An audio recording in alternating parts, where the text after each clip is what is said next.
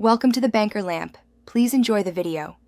In this video, I will explain how to change spark plugs on a Chrysler Town and Country. First, prioritize safety by ensuring your engine is completely cool to prevent burns and damage. Next, gather all necessary tools, including a 5/8" spark plug socket, a ratchet, and various extensions.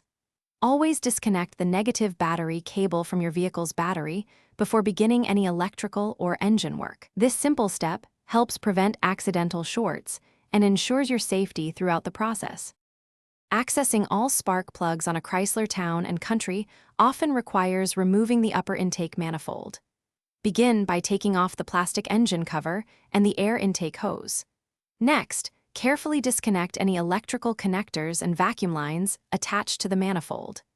Then, unbolt the manifold, typically using 8mm or 10mm sockets, and gently lift it away. Remember to cover the exposed intake ports with a clean cloth to prevent any debris from falling into the engine. With the intake manifold removed, you can now access all 6 spark plugs. First, remove the 10mm bolt securing each coil pack, then gently twist and pull the coil pack off. Use a 5/8" spark plug socket with an extension to loosen and remove the old spark plugs. When installing new plugs, always hand thread them first to avoid damaging the cylinder head threads. Finally, tighten each spark plug to a precise 13 foot-pounds of torque. Now it is time to reassemble everything. Apply a small amount of dielectric grease inside each coil pack boot for a good connection.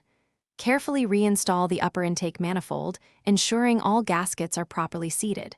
Reconnect all electrical connectors, vacuum lines, and the air intake hose securely. Finally, reconnect the negative battery cable. Start your engine and listen for smooth operation, confirming your spark plug replacement was successful. Thanks for watching. If this was helpful, leave a like and consider subscribing. See you next time.